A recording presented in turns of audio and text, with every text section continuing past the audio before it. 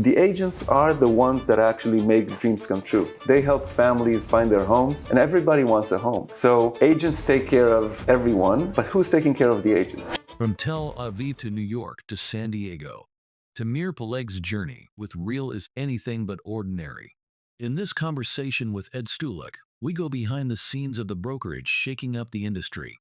No offices, all tech, and a culture agents actually want to be part of. From humble beginnings to 10,000 plus agents, hear the vision, the challenges, and the waves still to come. This is Perspectives Unlocked. Hey guys, it's Ed Stulak. We are in New York City, just moments away from meeting with the CEO of Real Broker, Tamir Poleg. He flew out all the way from Tel Aviv, Israel. So excited to have a sit-down chat with him and really share with you the story behind Real, why it started, how it started, what the inspiration was behind it, and so much more. But also, this video is special because I'm giving a little bit of a token of appreciation to Tamir for what he has created. He's changed lives, he's changed businesses, he's changed mine, and so many others. So we're gonna be coming up with something really, really cool that I want you to witness. So without further ado, let's dive in.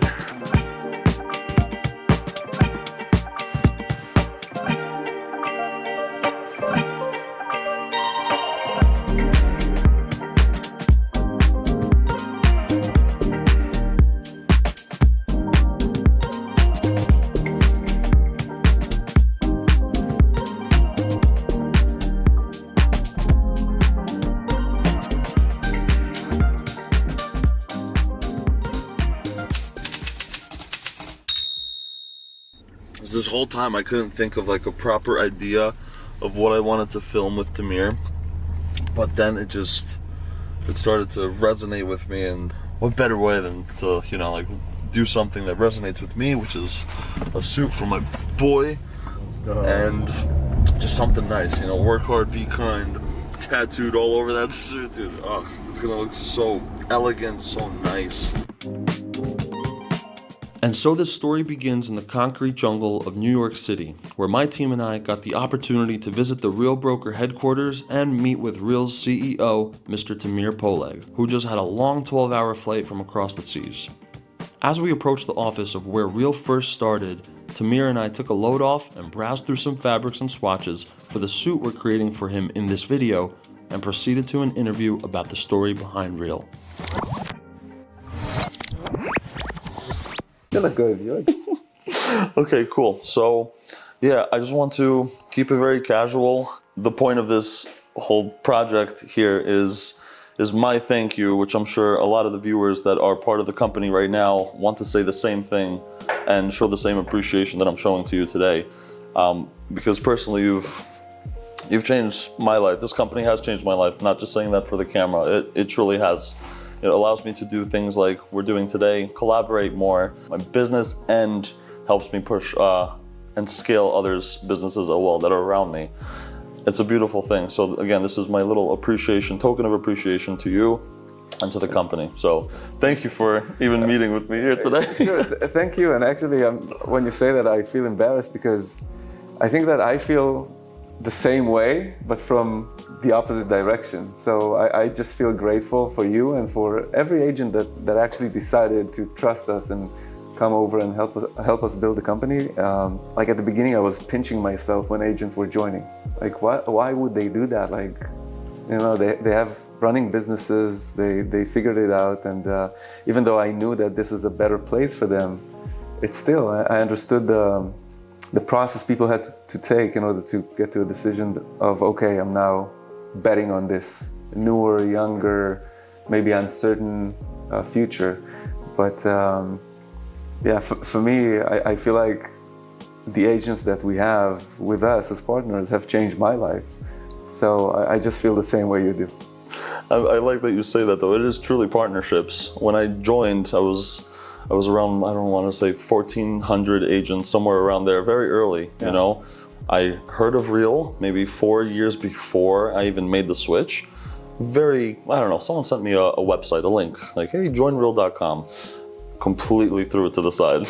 Don't even show me this. I'm saying this on camera in front of you. I said, no, there's no way virtual can work. How can virtual brokerage work. It was very early when I joined, right? So I saw a lot of the hiccups in the beginning, the errors, but I'm very happy to be one of those guys that picked up the shovel and dug to help this company grow to where it is, So I'm super appreciative of that. And it's funny that you're saying that because, when we started the company for the, first couple of years, I was the marketing person, the salesperson. I was putting the ads. I was having all of the attraction calls with the agents. You were even doing customer support, I hear. I was doing support. But the thing is, at the beginning in 2014, 2015, all of the attraction conversations were around, yes, we don't have offices. So how can you support me if you don't have offices? And I was trying to tell them that it's possible. Like, what is it that you actually do at the office? Like, try to think about it. You can do all of those things remotely. And if we build a technology that's powerful enough, then it can replace the office. So at the beginning, all of those conversations evolved around what do we do if there are no offices? But I think that 2018, 19, 2020, COVID, for sure, we just don't have those conversations anymore. Like everybody understands that it's okay. You can work from anywhere. You can be flexible. It actually may be even better most of the time. So it's interesting to see how industries evolve and how psychology works as well. So then let's dive into that for a second. I'm noticing how Real is truly taking the bull by the horn and saying, we're going to do it this way. So creating a disruptive wave, let's talk it, in the industry. Tell me a little bit more about why you wanted to take this route. I think that when you spot an opportunity or a situation that you truly believe that should work differently and can be improved, then if you're an entrepreneur, you want to act upon it. So if I look at myself, in my past, I was a construction worker. I worked in sales for tech companies. I had my own real estate company focused on construction and multifamily investment. So I knew technology and I knew real estate very well. And I knew the value that agents bring to the transaction as well. So I think that as I was looking for opportunities to do something with my real estate background and technology background, I looked at the brokerage industry and I realized that, or at least I felt that nobody truly cares about the agents. Like, think about it. The agents are the ones that actually make dreams come true. They help families find their homes, and everybody wants a home. So agents take care of everyone, but who's taking care of the agents? So 9 years ago, I was looking at that and I said, I feel like nobody's taking good care of the agents, and I want to be that person. And how can I be that person? And how can we create a company that really provides better opportunities and just create better futures for real estate agents in this country? So this is how it started, just by looking at what's out there, what are the alternatives for agents, and then realizing that this can be done so much better. I think that doing the right thing is the theme that eventually will get you to a place where everybody wants to be a part of it because you're doing something right for them. Absolutely. I mean, segmenting off of what we're even doing today, right, with tailoring a suit to custom to you, custom to me, which I'm so excited to, at the end of the video, to really show what the true product is from Los Torres Tailors. Let's pause this for a second. We're now going to take a step away from the interview for just a moment and show you what phase 2 of this project entailed. And because we needed to be with Tamir in person again to make sure that all the measurements we took of him fit right, we figured we'd catch him on his next trip out to the States, which was Viva Las Vegas.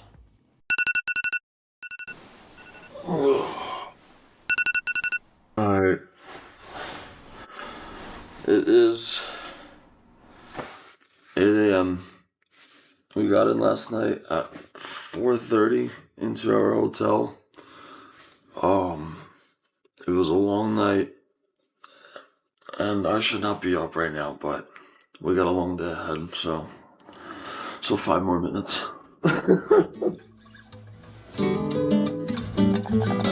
So we're headed to meet with Tamir right now. We're walking over to the Cosmopolitan Hotel. That's where we're taking place of our fitting. And it's hot as hell outside, and I wish we could do this in New York instead, but we're doing it in Vegas.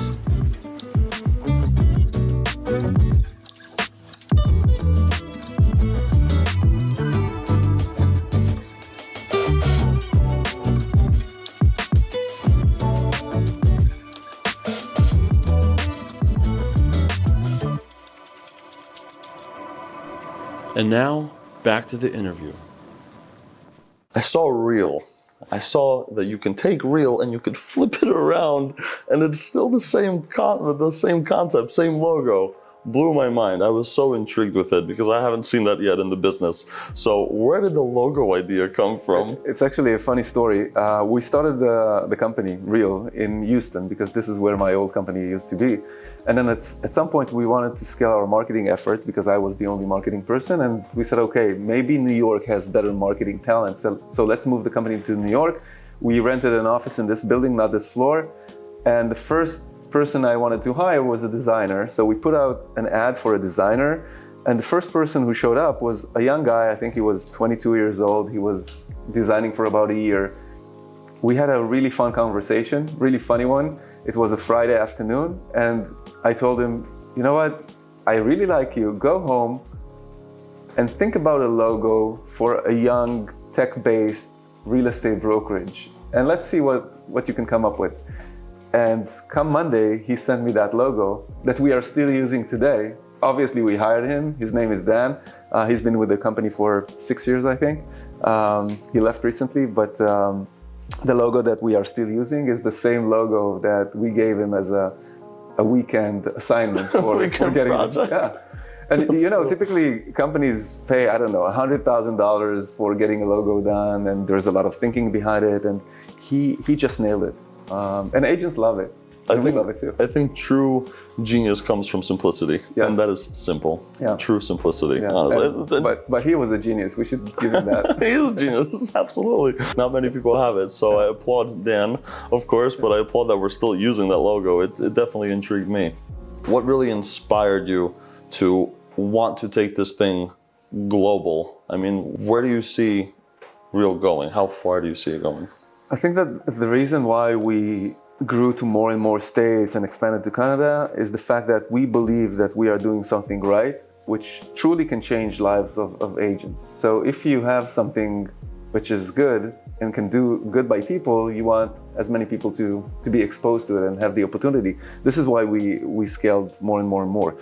I think that if I'm looking at the real estate market in North America and outside of North America, I think that there are so many opportunities right now in the US and Canada. We should probably focus here for the next couple of years and then maybe think globally. But at the end of the day, I also think that our industry is lacking innovation on the consumer side. Because right now, if you're a home buyer, for example, you don't wake up in the morning and say, I really wish I had an agent, or I really wish I had a mortgage, or I really wish I had a title policy.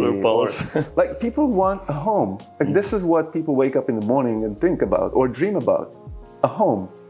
And I think that our industry isn't really delivering that at the moment. What we deliver them is, hey, please work with an agent, work with a lender, work with a title company. You need an inspection, you need an appraisal.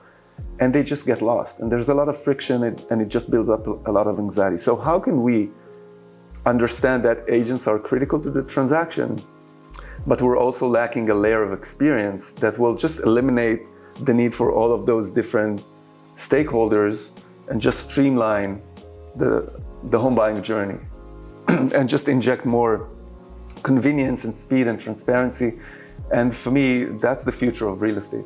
I think that my kids will not be buying a home the same way that, I don't know, you or me or my parents used to buy a home. So as an industry, we need to take care of that, maybe even before expanding Reel to other territories or countries. So let's figure out a better solution for consumers first. It comes down to quality over quantity in this sense, from what I see. Right? We want to make sure everything is done correctly before expansion happens. Yeah. Which, you know, this is where I foresee companies maybe taking a wrong turn, where they expand too quickly, where they want quantity over quality. And it's tempting. You know, it's tempting because sometimes you have an opportunity, and we have this kind of opportunities on a weekly basis, probably, of people coming to us and say, hey, why don't you open up in Mexico? I had this opportunity this week. Like, I have a huge team in Mexico, number 3 in the state, in the country. Let's open up Mexico. Or people reaching out to me and saying, hey, we can bring 1,000 people overnight. And then I take a pause and say, okay, let's have a few conversations. Let's understand who you are, what your goals are, what your DNA is. Do you really fit here? So I think that Real could have been at 20, maybe 30,000 agents if we were not very protective of the culture that we're trying to build. Very often it's tempting and you want to demonstrate that you're growing and you want to make the shareholders happy. But if you truly think long-term, then you really need to put the right foundations in place. And putting the right foundations also means that sometimes you have to say no to people. And that's tough. Very tough, I know. What kind of sacrifices were big ones that you are very memorable to you? I don't feel like those are sacrifices. I think that this is a very conscious decision to live in a certain lifestyle or in a certain way. So, you know, I practically live in Israel, which is 7 hours ahead of East Coast. And that means that I'm starting my working day around 3 p.m. and I'm ending it around midnight. And that comes at the expense of maybe spending time with my family. And I think that my family is the one that actually is making the sacrifices. For me, it's a decision because I'm following my passion. But I also think that my kids are seeing that a good example of a dad that's working hard and fulfilling himself and following his passion. And hopefully they will learn from that. Maybe you're sacrificing your health a little bit, your sleep, but it's all worth it. I don't feel like I'm giving up anything. I feel like I'm the luckiest person in the world. And you act like it, online, offline, the same person, all around. So it's very noticeable, and I acknowledge it. If I can ask, what is one of your fondest, favorite memories of growing this company? It's an interesting question because I think that typically people expect, when you ask a question like this, you expect me to say, you know, when we listed on NASDAQ or when we rang the bell in Canada or in NASDAQ, like those high moments. But those are not the actual moments that I think of the journey. I think that I'll just give you an example. From yesterday, I was on Instagram and I saw one of our agents who's running a large team posting, "We are going to be at Real for a very, very long time because of the people." So for me, that's a highlight. Like, this is what makes me truly happy and accomplished and feel grateful. You know, all of the other things of raising money and taking the company public, this is great, this is amazing, but this is not really what's touching you inside.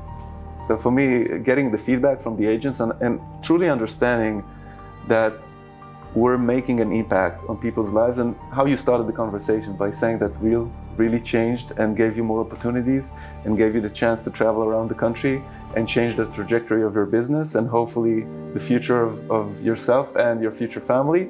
I think that those are the things that stay with me. You couldn't have said it better. I for some reason, I knew you weren't going to say NASDAQ or one of those big high moments, the first conference in San Antonio, for example. Those are big highlights, absolutely. But I know that there's more of an emotional touch, and that really is it. I don't know what you were going to say, but I'm so happy you said that. I think we also need to maybe talk about the difficult moments and failures, because you're running a successful business and you have this persona on social media and everybody thinks that Ed Stulak is you know, a superstar and everything's going great and everything is working for you and you figured it out. But nobody knows the difficult moments and everything you had to go through in order to get to that point where everything is maybe a little bit easier, or you know exactly what to do in order to achieve a certain outcome. And I think that as an entrepreneur, I can relate to that because I went through a lot of tough moments. And I think that now when people look at Real and say, okay, fastest growing, 10,000 agents, a lot of buzz in the industry, I'm still carrying those scars and carrying those tough moments. And we talked about my co-founders. So I started the company with two other co-founders that are not here. So losing co-founders or saying goodbye to co-founders is a difficult moment, and being underfunded and having to lay off people a couple of times because we didn't have enough money. Those are the moments that I'm taking with me, and I'm sure that you're taking with you in your business as well. What you perceive as success is definitely, it hasn't happened overnight. It took a lot of efforts, a lot of sacrifice, a lot of believing that you're doing the right thing. But success is not success without all of the failures that you went through. And I want to leave off with your analogy, the surfing analogy of the waves. If you can, tell us, what does that mean to you? Where did that come from? Sure. I started surfing when I was 13, so many years ago. And when you're surfing a wave, it's the best feeling in the world. Like you're catching the wave and you can, do your maneuvers and you're trying to read the wave. It's so great. And if you ever surfed, you probably know the feeling. But then you also know that the wave can take you down at any moment. And also when the wave ends, this is where the hard work begins, because you have to pedal back and wait for the next set. And while you're pedaling back, there are sets coming. You have to dive under the wave. Sometimes they throw you back. So it's an effort. But you cannot take the next wave unless you work really hard to get to where you need to be. So when I was thinking about this great wave of real estate that the industry experienced in 2020, 2021, the first half of 2022, I thought about this analogy. And I shared it with everybody, with our agents at the conference, and said, hey, we had a great run, we had a great wave. Now it's time to paddle back. So just know that the next wave will come. It'll come 100%. This is how markets behave. But for now, what we need to do is support each other and paddle back and just wait for the next wave. Tamir, I can't thank you enough for sitting down with me. I appreciate it. Yeah. He stayed over, same bed. Look at him defensive. The interview is now complete, and I gotta say, that was an incredible experience and such an honor to hear about the beginnings of Reel, where it's still headed. We even got a glimpse of the ups and downs and all arounds. And the best part is that we got to hear it from the man who started it all. Now we're off to San Diego to reveal the final product of this project.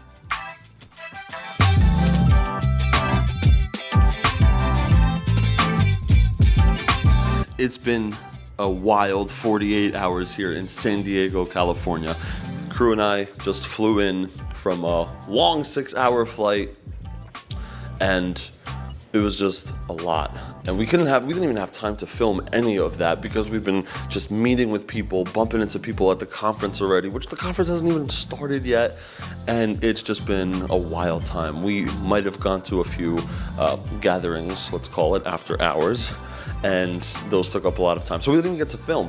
But during the time of absence on the camera, we met with Tamir. We brought him the final piece of this whole project, and I must say, it looks incredible on him. He rocks it better than anyone I've seen wear a suit. And I'm just excited to show you guys this final reveal. It's been such a progress over the past 6 or 7 months now of putting everything together, traveling to Las Vegas, to New York City, and now San Diego, California, and now we are here. We're at the Rise event, and we're excited to show you this final piece. So let's show you what we got.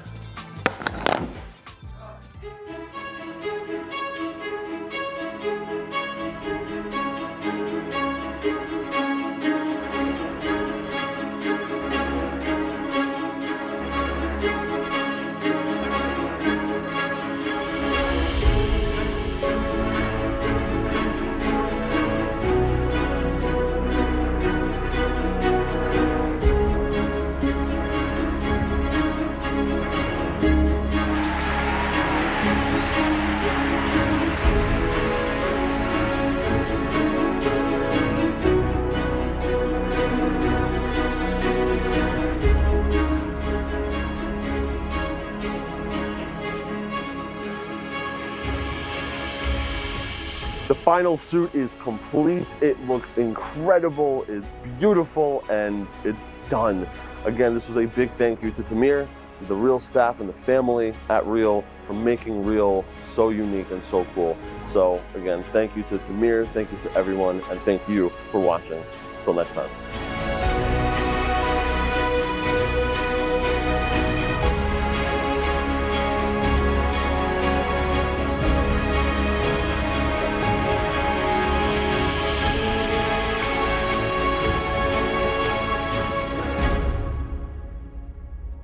From a bold idea to a nationwide movement, Tamir's vision for Reel is rewriting the rules of real estate.